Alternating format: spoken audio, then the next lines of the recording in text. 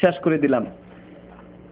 এরপরে আসুন আমরা কিছু আলোচনা করব যে নামাজের ক্ষেত্রে মানুষ যে সমস্ত ভুল ত্রুটি করে থাকে সেগুলির কিছু বর্ণনা। যেমন অনেকেই নামাজ শুরু করার সময় নাওয়াইতু পাঠ করে। আমরা বলেছি নাওয়াইতু পাঠ করা সুন্নাত দ্বারা প্রমাণিত নয়। এমনিভাবে নাভির নিচে হাত বাঁধা, এটাও সহিহ সুন্নাত দ্বারা প্রমাণিত নয়। এমনিভাবে নামাজ পড়া অবস্থায় এদিক ওদিক দেখা অথবা সেজদার স্থানে দৃষ্টি না রাখা, এটাও সুন্নাতে বহির্ভূত কাজ।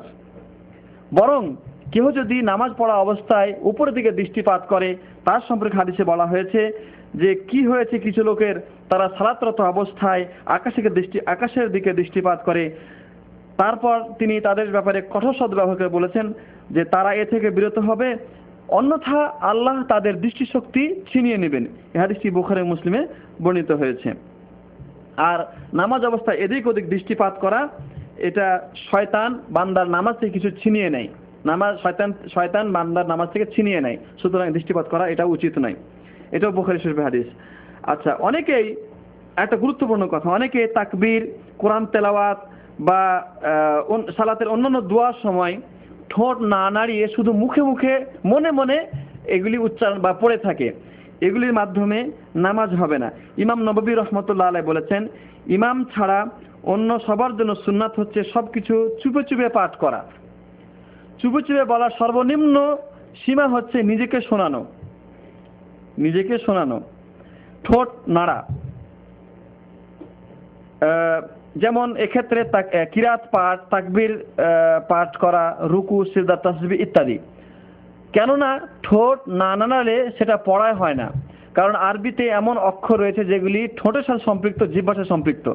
সুতরাং এগুলিকে জিহ্বা দিয়ে, ঠোঁট দিয়ে উচ্চারণ না করলে সেটা সঠিকভাবে আদায় হবে না। অতএব তার এটা পাঠ হলো না এবং তার নামাজও হবে না।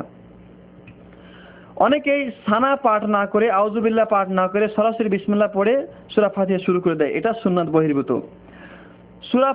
সূরা ফাতিহা পাঠ করা নামাজের অন্যতম রুকন। এটাকে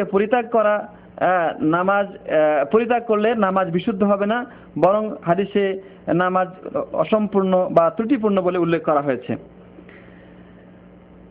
দণ্ডায়মান অবস্থায় পিঠকে সোজা না রাখা এবং রুকু করার সময় পিঠ সোজা না রাখা, এটাও নামাজের ব্যাপারে একটা সবচেয়ে বড় ত্রুটি। এক্ষেত্রে রাসূলুল্লাহ সাল্লাল্লাহু আলাইহি ওয়াসাল্লাম বলেছেন, যে ব্যক্তি রুকু সিজদায় পিঠ সোজা করে না, আল্লাহ তার সালাতের দিকে দৃষ্টিপাত করবেন না। এই হাদিসটি তাবরানীতে সহিহ সনদে বর্ণনা করেছেন। এজন্য তিনি আলো বলেন যে তোমরা রুকু এবং সিজদাকে পরিপূর্ণভাবে আদায় করো। বুখারী মুসলিম। রুকু অবস্থায় প্রশান্তি এবং ধীরস্থিরতা অবলম্বন না করা, রুকু করতে গিয়ে পিঠ সোজা না করা, পিঠকে সামান্য একটু বাঁকা করা বা মাথা নিচু করা, অথবা রুকু থেকে উঠে সোজা হয়ে না দাঁড়িয়ে টুপ করে সিজদায় চলে যাওয়া, এটাও নামাজ বিশুদ্ধ না হওয়ার অন্যতম কারণ। যদি কোনো মানুষ এইভাবে তাড়াহুড়ো করে নামাজ আদায় করে, তাহলে তার নামাজ বিশুদ্ধ হবে না। এই কথা আমরা পূর্বে আলোচনা করে এসেছি। কেননা বুখারী শরীফে একটি হাদিসে বর্ণিত হয়েছে, আবু হুরায়রা থেকে বর্ণনা, যে নবী সাল্লাল্লাহু আলাইহি ওয়াসাল্লাম দেখলেন যে একজন লোক মসজিদে নববীতে প্রবেশ করে দ্রুত সালাত আদায় করছে। নবীজি তাকে বললেন যে তুমি ফিরে গিয়ে নামাজ আদায় করো, কেননা তুমি নামাজই আদায় করনি। অর্থাৎ দ্রুত তাড়াহুড়ো করে নামাজ আদায় করলে সে নামাজই হয় না। রুকু এবং রুকু থেকে ওঠার সময় রফুল ইয়াদাইন করা, এটা নামাজের অন্যতম সুন্নত। এ ব্যাপারেও আমরা আলোচনা করে এসেছি। বুখারী এবং মুসলিম সহ একাধিক গ্রন্থে সহিহ রিওয়ায়াতে বর্ণিত হয়েছে যে নবীজি সাল্লাল্লাহু আলাইহি ওয়াসাল্লাম এ ব্যাপারে হাত উত্তোলন করেছেন। সুতরাং এই অবস্থায় হাত উত্তোলন করা এটা অন্যতম সুন্নত। বরং এই সুন্নতকে প্রত্যাখ্যান করতে গিয়ে কিছু লোক যে কথা উচ্চারণ করে থাকে আল্লাহ নবী সাহাবীদের শানে, তা অত্যন্ত আপত্তিকর এবং অনেক বড় কুফরি কথা। তারা বলে থাকে যে আল্লাহ নবী সাহাবীরা প্রথম যুগে বগলের নিচে পুতুল নিয়ে নামাজ পড়তে আসতেন, এজন্য নবীজি তাদেরকে হাত উত্তোলন করার কথা বলেছেন। পরবর্তীতে এই কথা মানসুখ বা রহিত হয়ে যায়। এটা আল্লাহ নবীর সাহাবীদের প্রতি অনেক বড় একটি অপবাদ, এবং এটা অনেক বড় একটা কুফরি কথা। এ থেকে যারা এই কথা উচ্চারণ করে তাদেরকে তওবা করা উচিত। এমনিভাবে নামাজে আমিনের ক্ষেত্রে, আমিন যারা জোরে উচ্চারণ করে না, তারা জোরে উচ্চারণ করা, হাদিসকে প্রত্যাখ্যান করার ক্ষেত্রে বলে থাকে যে আল্লাহ নবীর সাহাবীরা নাকি প্রথম যুগে নামাজে এসে পিছন থেকে পালিয়ে যেতেন, এই জন্য নবীজি বলেছিলেন যে তোমরা জোরে আমিন বলিও, তাহলে আমি বুঝবো যে তোমরা আমার নামাজের পিছনে রয়েছে। এটিও সাহাবীদের প্রতি অত্যন্ত বড় অপবাদ এবং এটা অত্যন্ত কুফরি কথা। এই কথা থেকেও প্রত্যেকের তওবা করা উচিত। আরেকটি কথা হচ্ছে যে সালাতে সিজদা করার সময় 7টি অঙ্গ পরিপূর্ণরূপে না রাখা। অনেকে ডান পা এক পাকে আরেক পায়ের উপরে রাখে, অনেকে হাত দুটিকে বিছিয়ে দেয়, অনেকে নাক উঠিয়ে রাখে, অনেকে হাত দুটিকে পার্শ্বদেশের সাথে মিলিয়ে দেয় বা রানের সাথে মিলিয়ে দেয়। এগুলি কোনোটিই করা বৈধ নয় এবং এটি সুন্নাত বহির্ভূত কাজ। আরেকটি গুরুত্বপূর্ণ কাজ যেটা রয়েছে, মানুষ যেটা করে না এবং ভুল করে থাকে, সেটা হলো যে তাশাহুদে বসে আঙ্গুল না উঠানো অথবা আঙ্গুল না নাড়ানো। আমরা আলোচনা করে এসেছি যে এটি একটি সুন্নাত এবং আল্লাহ নবী থেকে সহিহ মুসলিমে এর বর্ণনা রয়েছে। অপরপক্ষে এর বিপরীত কাজ যেটা মানুষ করে থাকে যে আশহাদু আন লা বলার সময় আঙ্গুল উঠাবে এবং ইল্লাল্লাহ বলার সময় আঙ্গুল নামায় নেবে। এই ব্যাপারে আল্লাহ নবী থেকে কোনো হাদিস প্রমাণিত হয়নি। আরেকটি সুন্নাত বহির্ভূত কাজ হচ্ছে যে 3 রাকাত বা 4 রাকাত বিশিষ্ট নামাজের শেষ তাশাহুদে অনেকেই তাওয়াররুক করে না।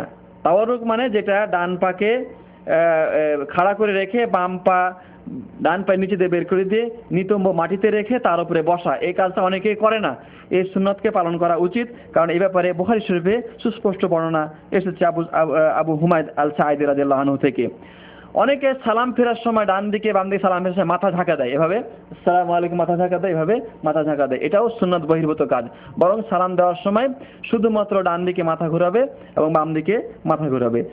এরপরে নামাজ শেষ করার পরে, নামাজ শেষ হলে সুন্নাত বিরোধী যে কাজটি আমাদের সমাজে সবচেয়ে বেশি এবং ব্যাপক আকারে দেখা যায়, সেটা হলো যে মানুষ সালাম ফেরার সাথেই হাত তুলে মোনাজাত করে বা দোয়া করে। এই দোয়া করা আল্লাহর নবী সাল্লাল্লাহু আলাইহি ওয়াসাল্লাম থেকে প্রমাণিত নেই। নবী সাল্লাল্লাহু আলাইহি ওয়াসাল্লাম থেকে তো এই ব্যাপারে কোনো হাদিস পাওয়া যায় না, বরং সাহাবী তাবী যুগেও এই কাজ হয়েছে এরকম সহিহ সনদে কোনো প্রমাণ পাওয়া যায় না। জয়ীফ বা মওযু হাদিসেও তার কোনো বর্ণনা নেই। তাই এই কাজ সম্পূর্ণরূপে সুন্নাত বিরোধী এবং বেদাত, এটাকে প্রত্যাখ্যান করতে হবে। কিন্তু আফসোসের কথা হচ্ছে যে মানুষ যদি এটা না করে তাহলে অনেক ক্ষেত্রে দোষারোপ করা হয় এবং কোনো ইমাম যদি মোনাজাত না করেন তাহলে তাকে চাকরি থেকেও বরখাস্ত করা হয়। তো এ দ্বারা বোঝা যায় যে অনেকেই মোনাজাত করাটাকে ফরজ বা ওয়াজিবের কাছাকাছি মনে করে নিয়েছেন বা ধরে নিয়েছেন। যদি ফরজ বা ওয়াজিব মনে করে থাকেন অথবা সুন্নত কম করে হলেও সর্বনিম্ন সুন্নত মনে করে থাকেন, তবু যে এটা বেদাত বলার অপেক্ষা রাখে না। যদি কেহ এই কাজটাকে কন্টিনিউ করে বা একবারও করে এবং জামাতবদ্ধ ভাবে করে, তবু এটা সম্পূর্ণ বেদাত। কারণ নবীজি সাল্লাল্লাহু আলাইহি সাল্লাম সাহাবায়ে কেরামকে নিয়ে যত নামাজ আদায় করেছেন, সে নামাজের মধ্যে কখনো তিনি নামাজ শেষ করেই দলবদ্ধ হয়ে মুনাজাত করেছেন এবং সাহাবাকে আমিন আমিন করেছেন, এভাবে কোনো হাদিস প্রমাণিত নেই। তবে নামাজ শেষ করে সুন্নতে প্রমাণিত যে জিকির আজকারগুলি রয়েছে সেগুলি আমাদের পড়তে হবে, যেগুলি আমরা একটু আগে আলোচনা করে এসেছি। নামাজ পড়া অবস্থায় অনেকেই মানে অনর্থক নড়াচড়া করে, যেমন ঘড়ি নাড়ে, হাত নাড়ে বা চুল নাড়ে।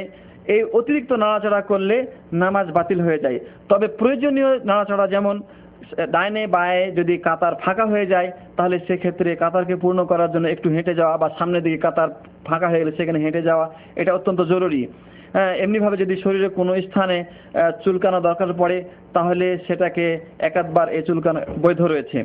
এইভাবে সামান্য নড়াচড়া করলে নামাজের কোনো ক্ষতি হবে না, কিন্তু অতিরিক্ত নড়াচড়া করলে নামাজ হালকা হয়ে যাবে। কোনো কোনো ক্ষেত্রে যদি কন্টিনিউ হয়ে থাকে তাহলে সেখানে নামাজ বাতিল হয়ে যাওয়ার সম্ভাবনা রয়েছে। আরেকটি কথা হলো যে অনেকে বিনা কারণে চোখ বন্ধ করে নামাজ আদায় করে, চোখ বন্ধ করে নামাজ আদায় করে। ইমাম ইবনুল কাইয়িম রাহমাতুল্লাহ আলাইহি বলেছেন যে সালাত অবস্থায় দুই চোখ বন্ধ রাখা নবী সাল্লাল্লাহু আলাইহি ওয়াসাল্লামের হেদায়েত বহির্ভূত কাজ। কেননা নামাজ অবস্থায় আমি যতক্ষণ দণ্ডায়মান থাকবো এবং রুকুতে থাকবো, সুন্নাত হচ্ছে দৃষ্টি থাকবে সিজদার স্থানে, আর তাশাহুদে বসে সুন্নাত হচ্ছে দৃষ্টি থাকবে তর্জনী আঙ্গুলে যে আঙ্গুলটা খাড়া থাকবে এবং যে আঙ্গুল দিয়ে দোয়া পাঠ করা হবে।